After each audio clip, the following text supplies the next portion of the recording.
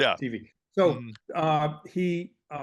he said that a tourist needs directions, but a traveler is never lost. And I, this is over at a little tiny Chinese restaurant in Yukon, way up in Canada. And this guy's telling me something like, wow, you're right. Like tourists need directions, but a traveler just travels. And if they're never lost, I'll go down that road and find a like, I'll turn and go the other way. He spent 4 years. He's in the process. He's halfway through the middle of being a traveler, going around the world. He said, I don't need maps. Wow, that's amazing.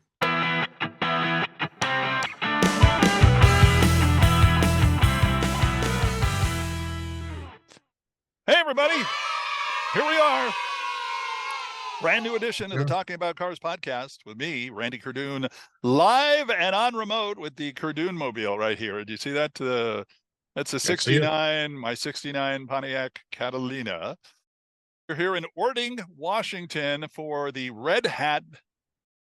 annual Red Hat car show, kind of a charity car show, and that explains the red hat. I'd love to say it's because we have Firestone as a sponsor, but no, not yet. And by the way, if you are Firestone and you want to be a sponsor of our show, here's a good way to do it. And just drop us a line at talkingaboutcars@gmail.com. There he is, Hot Rod Bob Beck with the Bob Beck Mobile. There you go. How's it going, Bob? Going good, as always. And there he is, ladies and gentlemen, the one, the only Tom Cotter joining the program here, the Talking About Cars program. Tom, were you at a car show already today?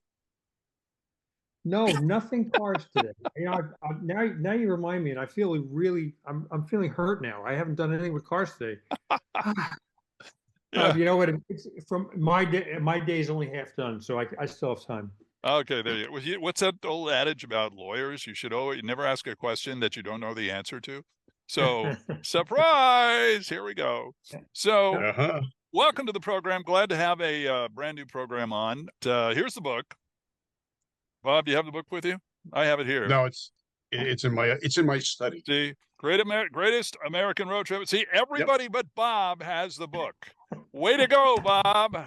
I don't travel with it. What can I say? I did read keep it in your hip pocket. You won't have that big a pocket. But yeah, okay. Yeah, exactly. Bob, well, never mind. We won't. We, of course, went to the Anstead School of being pseudo-prepared for an interview. Oh, gosh.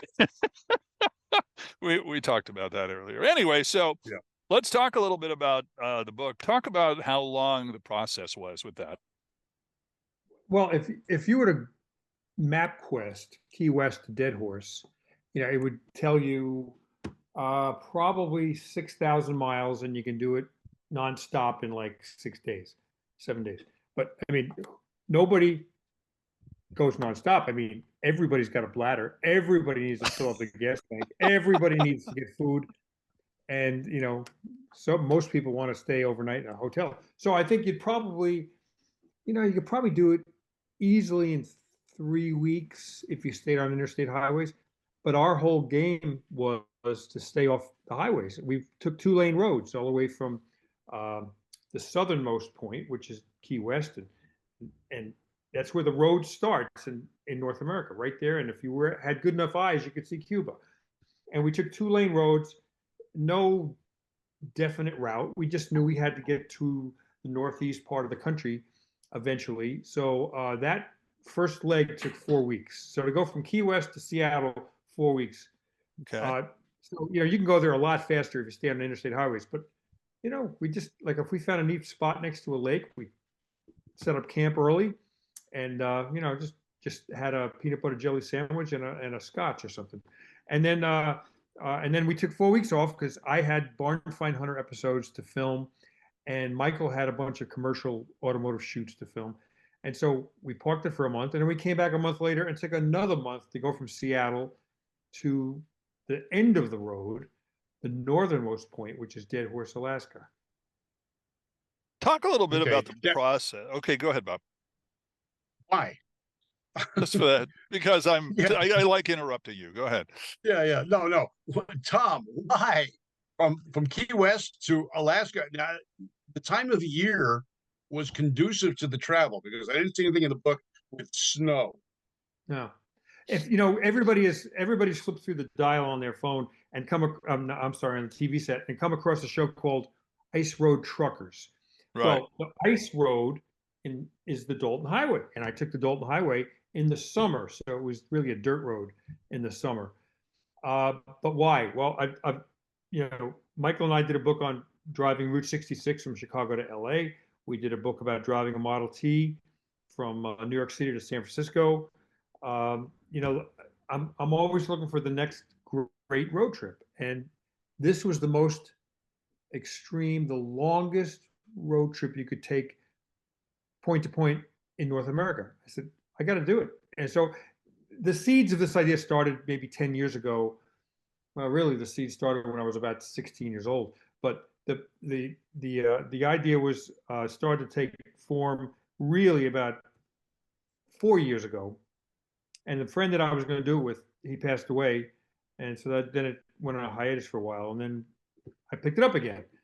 And son of a gun, we did it. So my greatest road trips, I leave on May 7th.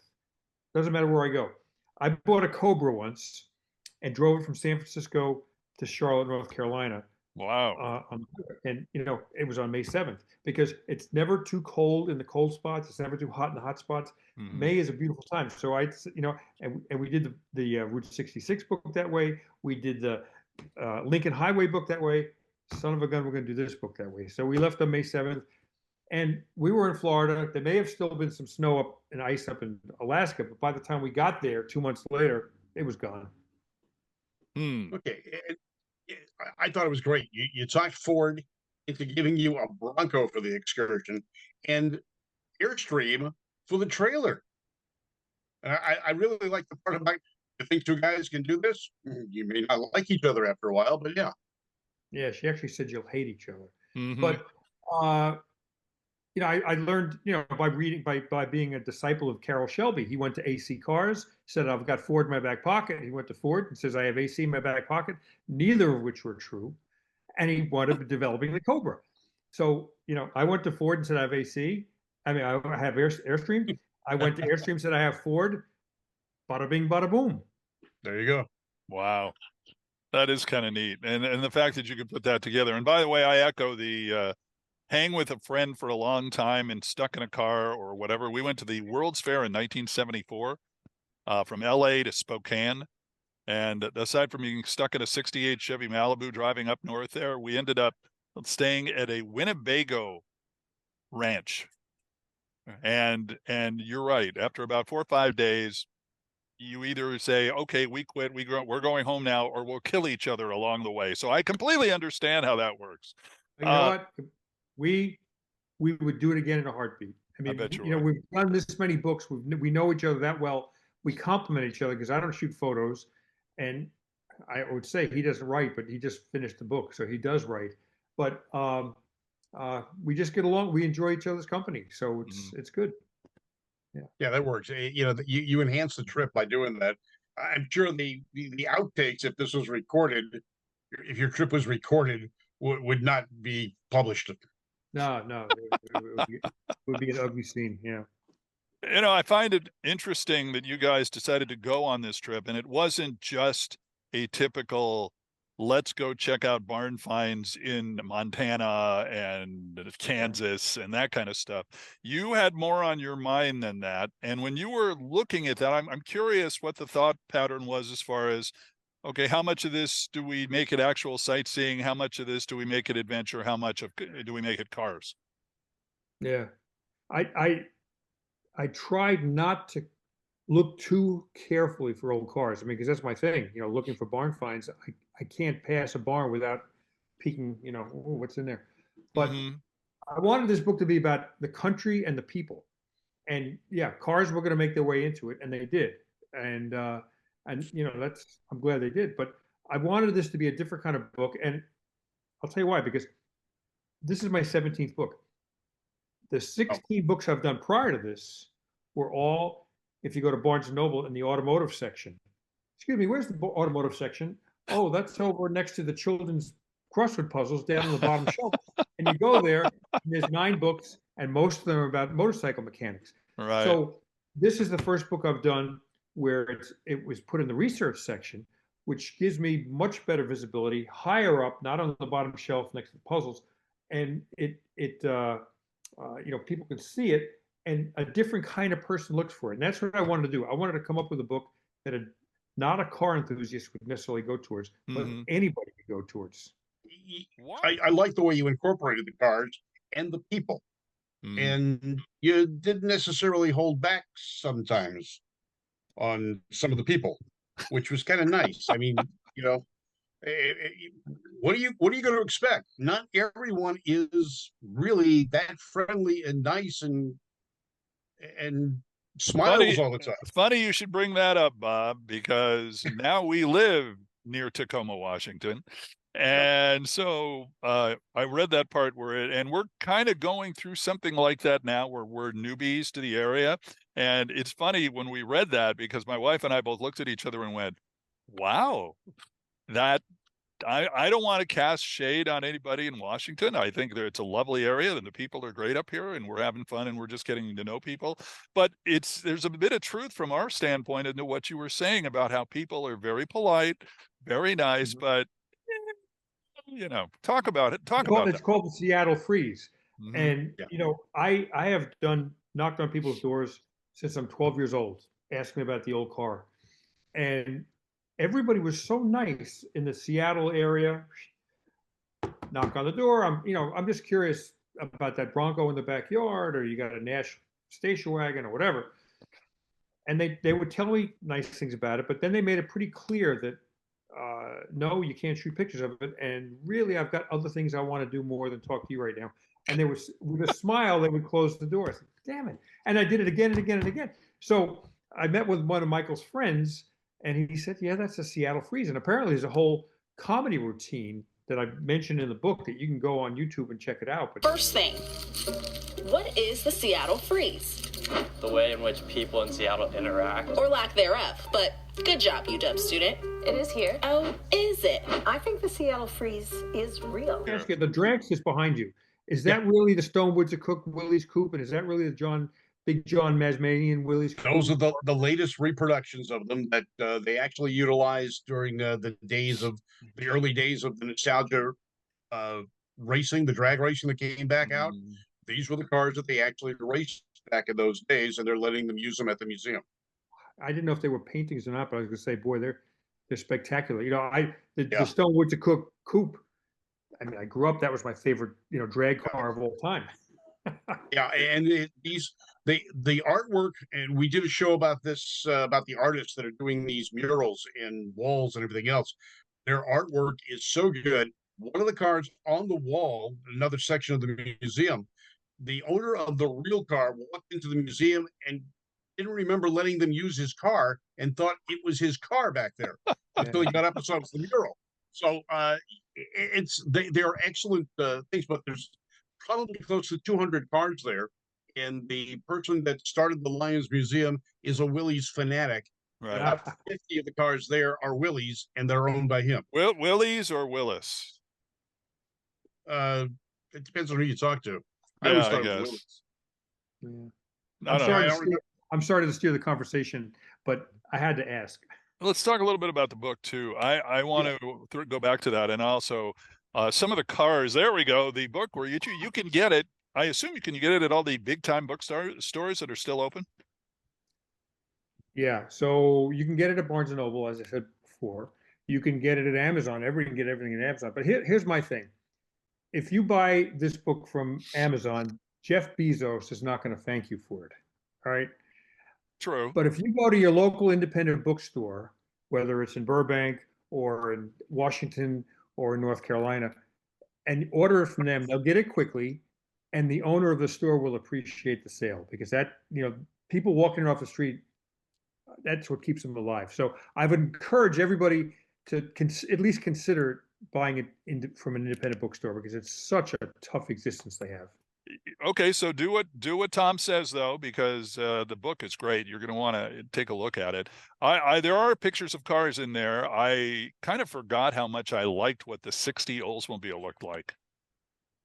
Yeah. I found that in the yard in North Dakota on Memorial Day Monday, and thankfully the owner of the place lived right next door. And I knocked on the door, and he said, "Yeah, have fun." And what a cool guy. But yeah, I agree. That's a neat looking car, and Mhm. The that one Corvairs, worked out to be or a good the one. partial Corvair you show, that interested me. Well, yeah, you can only see that much of the headlight. So this was it Alabama? I think it was Alabama. That and like, oh my God, it looked like somebody parked their Thunderbird next to the fuel pump at a gas station or a convenience store 50 years ago and walked away. He went to the restroom and never came back. And so the car sat there rusting. You know, the building is, dilapidated. Nobody's been in there for years. And there was a number of Corvairs sprinkled around the place, and maybe a Torino and a few other cars. But there was a collapsed repair shop, and literally the roof had collapsed right down. I looked inside there, and I could see that much of a Corvair headlight, the dual Wow. headlights, trim ring, and you could see that it was a yellow Corvair. But you'd have to bulldoze that place to get to it. I didn't want to trust going back and seeing if it's a turbo Spider convertible or something like that. But uh, they're still out there. There's plenty of cars still out there. And one Yeah. of the things we talked about before, when we first met a few years ago, but you also mentioned in your package, your first trip on Route 66 was in your Woody, wasn't it? Yeah. And that Woody was a barn find. I bought that when I was 15 years old for $300. And it's in my garage now. It was an original vehicle when I bought it. I wanted to be a surfer. When you grow up on the East Coast, all you want to do is be on the West Coast, because those guys had, hot rods, amazing girlfriends. They had waves, and they were able to buy Coors beer. On the East Coast. So I Yeah. realized decades later that Coors beer was not even worth it. But so what do you do on the East Coast? Well, I lived on Long Island, and there was some surfing, so I got a surfboard. But really, I'm a hot rodder. I want to be a hot rodder and a surfer, and I found this Woody, and it's been part of my life for 55 years. Wow. Wow, indeed. Now it's got an LS drivetrain in it. So, air conditioning, power steering, disc brakes, all the good stuff. So I've taken that cross country a number of times. My goal was, when I bought the car in 1969, that when I graduated high school, I wanted to go on a surfing safari to the West Coast. It never happened. But I took that same trip with the same Woody, but now with an LS drivetrain with my son. I think he was maybe between his sophomore and junior years in high school. And we did that surfing safari. Oh, Went wow. all the way out from North Carolina, southern route, up the West Coast, back on the northern route. We went into Canada a little bit. So I got to finally do that. Well, Right, there's so no, we're talking about Woodies. I put mine in the background. 29. very good. With a Chevy 2 4-cylinder. I love it. And what kind of carburation? Rochester 2-jet. 2-barrel. Okay. And then it's got Clifford intake, a header, and some Merc Marine, because it's a Merc Marine basic engine today. That's a great performance engine. works. I know a lot of midget racers used to use those engines. They were Exactly. you'd be hard to find one these days. Very nice. Yeah. Yeah. Yeah. So There's- And it's got a power glide. No, 700R. That's what I have. And then 4-wheel disc brakes, Eaton Jakes chassis. It gets down the road. I don't have a Woody here, although 2 cars down, I do have a Rio car, which I've never really seen before. A 2-door Rio Rio. Okay. hardtop. I don't know if I can, hold on a second. I could probably show it. There, you can see the tail end of it there. Yep, And then there's a, what is it, Model A. 26? No. 31, sorry. Little Model A right next door to my car. So there's all sorts of vehicles around, but it's I'm not. checking out the 57 Chevy over your shoulder, and I think I saw a 56 That's 50, Chevy. 56. okay. Yeah. Yeah, And yeah, there's the 57 next to it. 57. Yeah, next to it. 57, yeah. On your travels, where was it that you felt the best at? Where did you like the best? I mean, 'cause you made some amazing stops. Yeah, I'm a typical American. In that, okay, I started in Florida, and I'm driving across the United States, and I get to Seattle. Okay, the next leg, I just want to get through it. I don't care about Canada. Let me just get through it. British Columbia, Yukon. Let me get back to America, which is up the Alaska Highway back into Alaska. Let me get back into America. And I have to tell you that British Columbia and Yukon were the most beautiful parts of that trip. So much so that, I told my wife I'd like to rent a camper and do that. That we did it like in, I don't know, probably 6 days, 2,200 miles. I'd like to go back and do it over, 2 or 3 weeks, because Mhm. it's just like around every corner is a mountain range, a lake, just fabulous. So the favorite part for me was going through the part that I looked least forward to going through, British Columbia and Yukon, and lots of cars there, old cars, because people buy cars, they use them. There's no easy way to dispose of cars because there's no highways there, it's narrow roads. There's no way to get rid of cars, so people just park them in the backyard, and so lots of people have lots of old cars. Just that there's a little tip. Yeah, I like the Fargo and the Mercury that you should. How you like that? A Yeah. Mercury truck and the Fargo truck with the Hemi engine. Yeah. Right. Yeah. Yeah. You read the book. I'm impressed. Yeah, well, we asked for it. If you were going to send it to us, we've learned to Yeah. read things like that. So yeah, absolutely. Yeah, Yeah. it was also fun. Some of the pictures where, when you were going through the United States, it's one thing to be through the US where there's people and concrete and that kind of thing. But some of the shots that you had in Canada, like you were saying, and in Alaska were just you and a long road, it looked like. Yeah. How Well, disconcerting was that? I mean, were you pretty confident that you were going to be fine driving that? if I was in a 1964 Volkswagen microbus, I might not have felt so confident. But I had a brand new Bronco, Yeah. and they say like on the Dalton Highway, and I suppose on the Alaska Highway too for some reason. But on the Dalton Highway, which is like the end of the road, here's Fairbanks. 500 miles away is Dead Horse. There's one place in the middle called Coldfoot. Yeah. You break down there, it's your fault. If you get a flat tire and you don't have another spare or another spare, it's your fault. If you run off the road because you fall asleep, it's your fault. If you hit a moose, it's your fault. Because you weren't prepared. So, Right. I told Ford that. Ford gave us an extra spare. Airstream gave us an extra spare. So with a new vehicle, I felt really good about it. Like, there's really some beautiful feeling you can get by being close to nature. And even though we're hundreds of miles from a house, a store, a gas station, and it felt really good. Felt really good. Just to open the door, smell incredible air, to see scenery that very few people get to see. It was amazing. And the wild animals. There was a few, and Michael took 12,000 photos for this book, and we had Wow. 225 to choose. So try that ratio, So Wow. we had to pick 225. The thing that I had to drop out were pictures of the animals. There's one picture I have in there of a musk ox that was outside our hotel in Dead Horse. Musk ox is an ox, or it looks like maybe a long-haired bull, I guess, or buffalo. Yeah. And that's where they live. And just because the oil companies decided this is where we're going to put refineries and trucks and all that stuff, doesn't mean they have to exist side by side. But we saw grizzly bears, black bears, brown bears, moose, elk, antelope, lions. I mean, not lions, bobcats. Yep. I couldn't include all the photos, so but I have a funny story.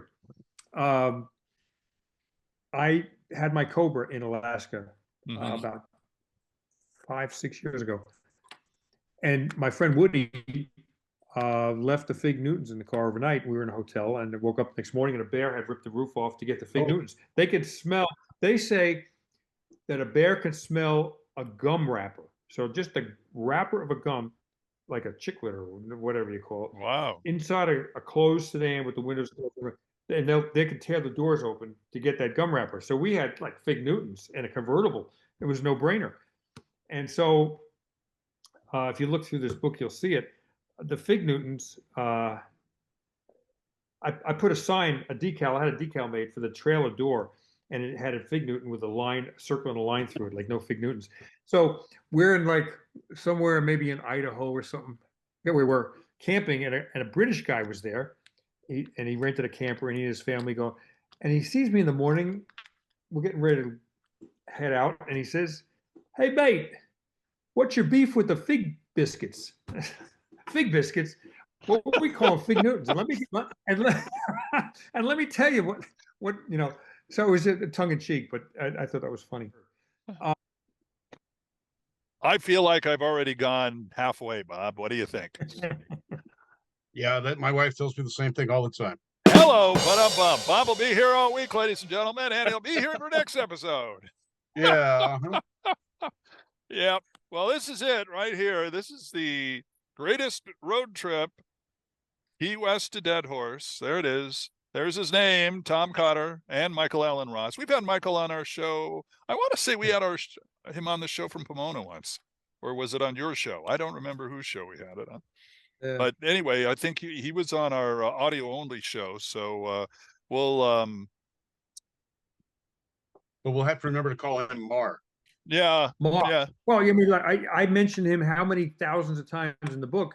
If I was, you know, how much ink I would use just saying Michael Allen Ross a thousand times. So There's a guy here that has a 57 Corvette, and it had it customized by a disciple of George Barris. And I had never heard of him before. He stuck Riviera front headlight covers. Okay. And then car. okay, and then on the back end, the taillights are covered by the chrome from a 56 Ford turn signal for the front.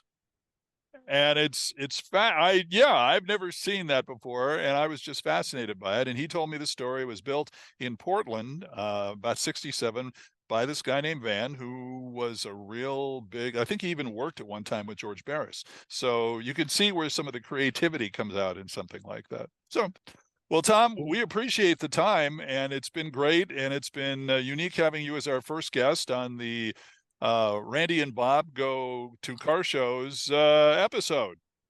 Next time, Bob will be at a car show, but it was fun having you on. yeah, well, thanks. So I'll be at a car show next week. I'll be judging at the Chattanooga Concours d'Elegance in Tennessee. Okay. Signing books and leading a barn find seminar. I'm going to be the host. It's going to be Donald Osborne and Wayne Carini. Oh, okay. Cool. Say hello to them for us. Good guys. Yes. Absolutely. So, all right, go check them out at the show. And again, that's Bob. I'm Randy. That, of course, is Tom with his amazing book, which you should get, even if you have to go to Amazon. It could be a last choice, but just, you know. Great Christmas present, by the way. Ooh. Yes, good reading, and it's nice and big to put on your coffee table. Heck, you could probably put legs on it and put it on your coffee table. It would probably stand up by itself. It would be great. All right. A side note, Tom, Perdome gives Ivo a hard time because when the print books came out, Perdome's is larger. You know what? Tell me about it. Ivo looked at the book and he said, "This is much smaller than I thought." You know, they don't like each other. And somehow I got Prudhomme to sign 100 special editions. He didn't want to do it. But I said, "This is not for Tommy. This is for me." Well, you got to go back to when they traveled together. And, and Tommy put 10 weight oil in Don's shampoo bottle. Oh, I know all about it. Yeah, well, they've kind of mellowed over the time. So, in fact, Don's going to be Grand Marshal of the Hot Rod reunion next week. Neat. Very good. See, this is why Tom's always welcome on our show, because even when we're signing off, he's got more stories, and he's got a lot more of them that we haven't had a chance to talk about. So he will come back. I don't want this to end. I want it to keep going. Yeah. Yeah. Right, thanks, guys. I appreciate it. Thanks a lot, Tom. And Bob, we'll talk to you next time. All right, until then, take care, everybody. Thanks a lot, and go to a car show. Right. Bye-bye.